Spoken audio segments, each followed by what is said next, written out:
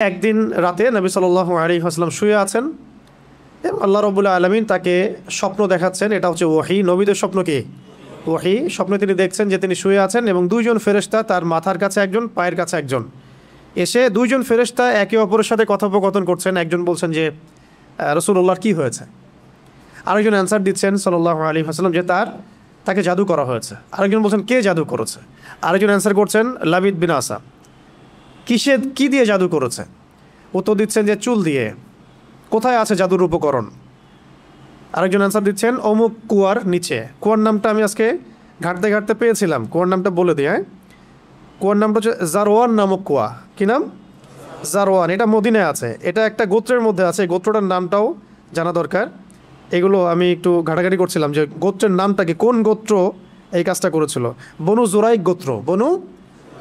এখানে ইহুদিদের অনেকগুলো গোত্র ছিল, বনু কোরাইজা, বনু কাইনুকা, বনু নাজির, এরকম অনেকগুলো গোত্র ছিল না।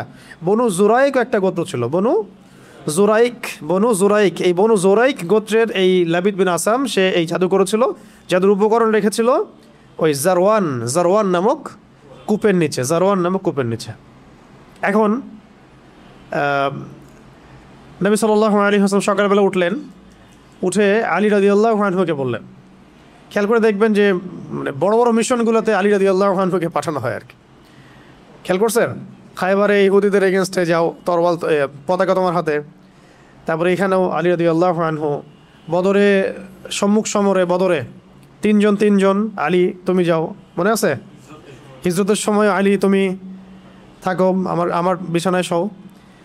আবার ওই একবার যে খবর পাচার হয়ে গেল হুদাইবিয়া সন্ধির পরে, মক্কা বিজয়ের আগে আক্রমণের সময়, আর ওই যে একটা মহিলা তার কাপড়ের ভিতরে তথ্য নিয়ে চলে গেল, মনে আছে? হাতেব বিন আবি বালতা রাদিয়াল্লাহু আনহু চিঠি দিয়ে দিয়েছিলেন যে মক্কা আক্রমণ হতে পারে। তো এই মহিলাকে ধরার জন্য পাঠানো হয়েছিল আলী রাদিয়াল্লাহু আনহুকে।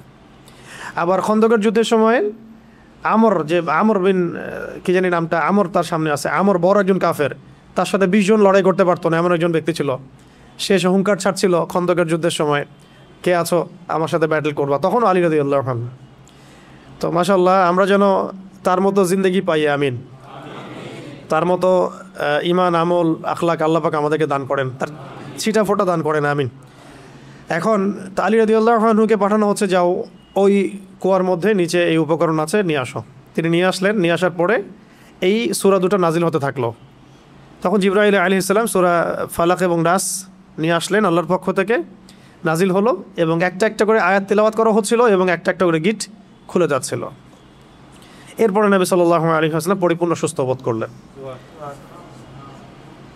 এরপরে বলা হচ্ছিল যে তাকে শাস্তি দেওয়া হোক, তাকে মৃত্যুদণ্ড দিয়ে শাস্তি দেই। নবী সাল্লাল্লাহু আলাইহি ওয়াসাল্লাম তাকে মাফ করে দিলেন।